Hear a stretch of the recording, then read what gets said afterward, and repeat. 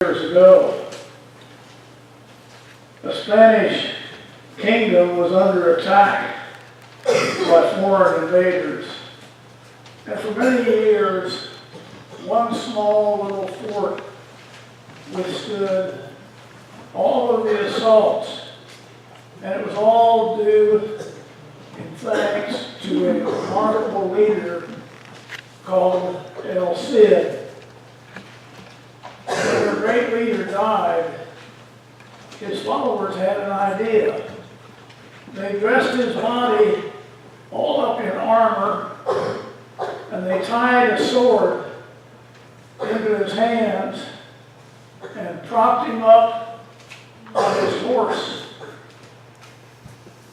And with El Cid's body on his horse in the lead, the Spanish soldiers charged ahead, but they were quickly defeated because that act didn't fool anybody. A desperate trick that collapsed led to despair instead of victory. There will always be those who insist that this was the strategy of the early church. A dead leader propped up, maybe in armor, with a sword in his hand. Tell people, the chief priests said to the soldiers following Christ's resurrection, that his disciples came while you were asleep and they stole the body. That way, if the story of his disappearance gets out, you won't get in trouble with the governor. Thus, from the very beginning, the explanation was advanced that the disciples stole Christ's body in order to prevent the story of his resurrection from gaining foothold.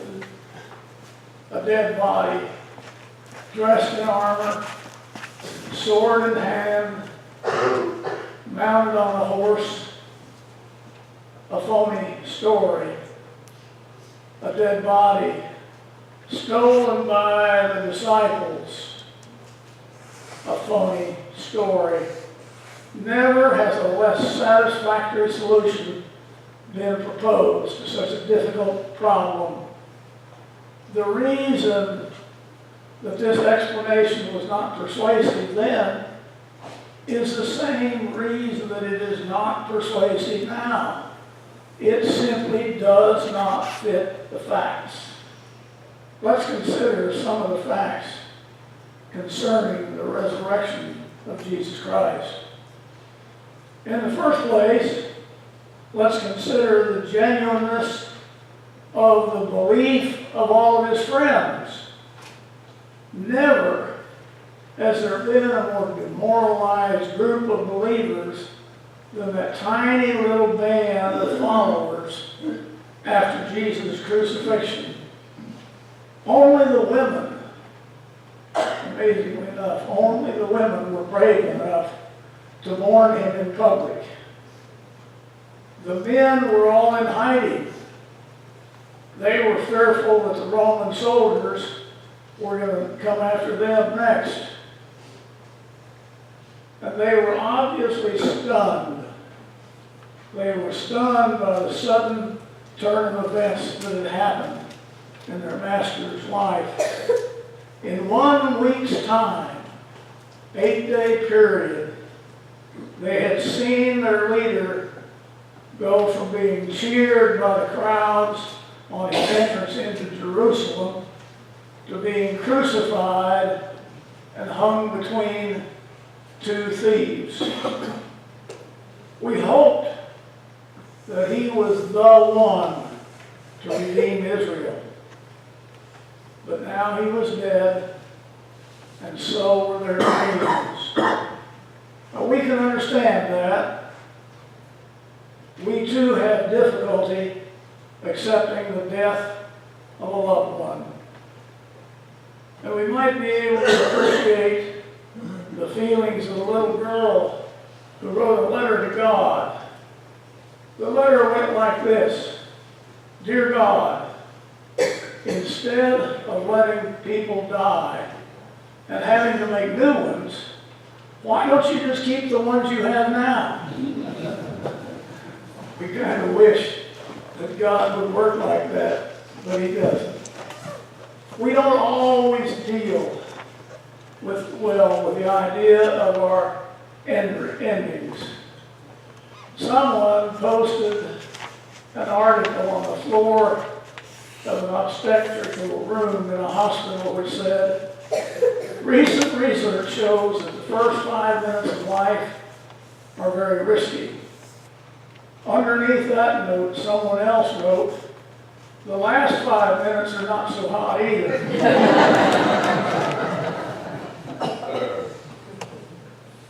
We don't deal well with the fact of death, and neither did those early disciples. They were a disappointed, discouraged, defeated lot. And I can imagine that on that first Easter Sunday. It would be difficult to imagine them mounting any kind of a crusade at this point in their lives, much less turning the world upside down. Their grief was genuine, and it was almost debilitating. Just as genuine was their surprise at the strange tale that the women told. And you know the story by heart. Some of the women had gone to the tomb to prepare the body with spices and ointments. Reaching the tomb, however, they found that the stone had been rolled away. While they were trying to sift through this in their minds, 2 men in dazzling clothes appeared to them. And the women were terrified, and they bowed their faces to the ground. The men asked them the most startling question in the history of the universe. Why do you seek the living among the dead?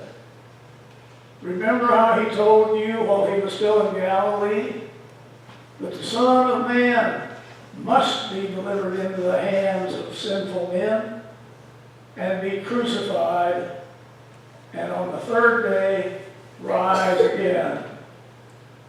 The women remembered that Christ had spoken these very same words, and they rushed to where the men were hiding to tell them this most wonderful headline of all time.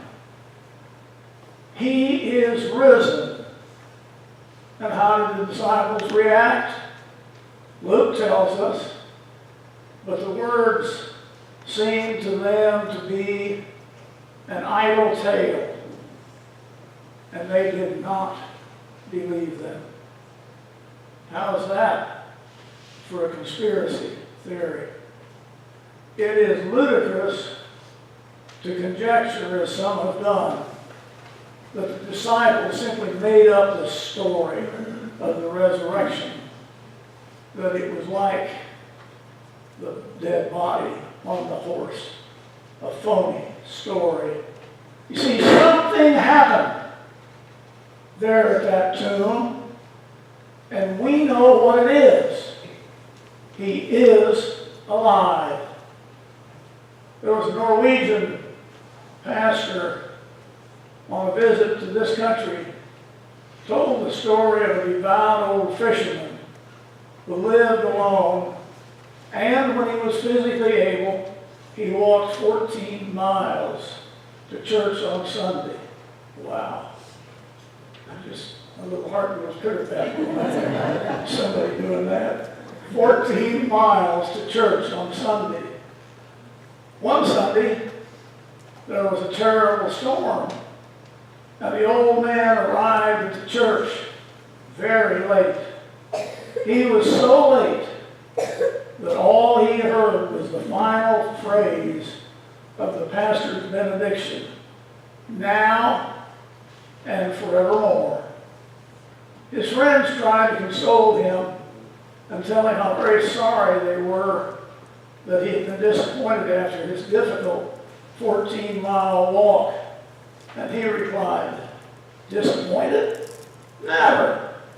It's worth walking 28 miles just to hear those 3 words, now and forevermore." See, we're confronted with the geniusness of the disciples' grief and the geniusness of their surprise at the idle tale of the women. But even more impressive, however, was the geniusness of the change that Christ's resurrection made in their lives. From defeated to dynamic, from heartsick to heroic, from doubting to death-defying. The radical change that took place in their lives of those who followed Jesus Christ is not the kind of change that one will find among persons who are perpetuating a fraud. One does not die defending a fairy tale. The disciples were witness to an event that divided all of human history into before and after Jesus. Christ has risen from the dead. The disciples were willing to give up everything that they had, including their lives, in defense of their contention that Christ was alive. Now, why were they willing to do that? Because they knew without a doubt that death no longer had dominion over them. Christ was alive, and they devoted the rest of their lives to spreading the good news. That was their task. And my friends, that is our task too. In his book, The Christian Way, Maxie Dunham tells an interesting story about a great Canadian photographer, Joseph Karsh. According to Dunham, Karsh only took one portrait of a person's back, that of Pablo Casals. And he took that in a small French abbey in 1954. Karsh writes, as he was setting up his equipment, Casals began playing Bach on his cello. Karsh was so enthralled by the music that he almost forgot while he was there. He took his portrait of Casals with a little bald-headed man bent over, playing his cello, frozen in time against a stone wall in that chapel. Karsh said that he took it that way to capture the loneliness of truly great artists and the loneliness of exile. Years later, when the portrait was on exhibition at the Museum of Fine Arts in Boston, Massachusetts, another old, bald-headed man came day after day and stood for long moments at time in front of that portrait. The curator of the museum finally noticed him, and when his curiosity got the best of him, he walked over and he tapped him on the shoulder and asked why he stood there looking at the picture so long. And the old man, with obvious irritation, turned on the curator and said, "Hush, young man. Can't you see I'm listening to the music?" Somehow, in our witness to the world in which we live, we need to present a picture of Christ's life, his death, his resurrection, and his continuing presence with us, we need to present that picture that has authenticity, that is real and vibrant. In one of his writings, Rabbi Heschel said these startling words: "There are no proofs for the existence of God.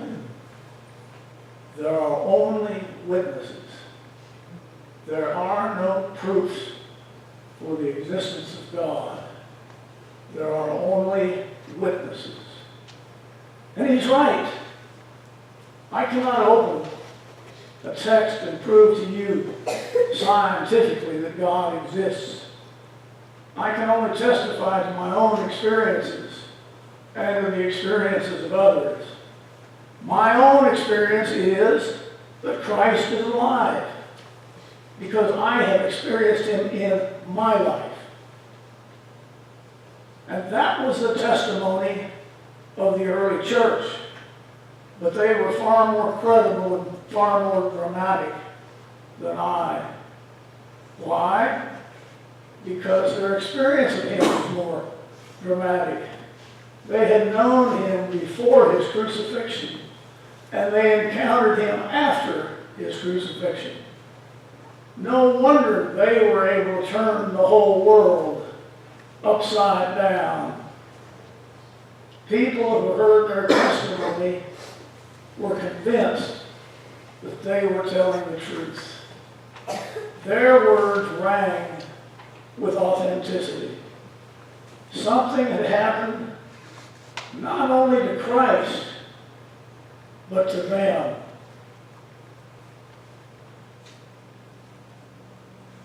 Their Lord, who was dead, was now alive. The testimony of the women had not been an idle tale, but had been an eternal truth. And the best evidence of that truth was the changed lives that occurred in those who knew him then and those who know him now. Do you know him? Do you know him? Is the good news of Easter just an idle tale in your life? Or is it real to you? I pray that we can all be counted among those who have experienced the love of Christ in our own lives and can easily and positively proclaim, he is alive. Yes, he is alive now and forever.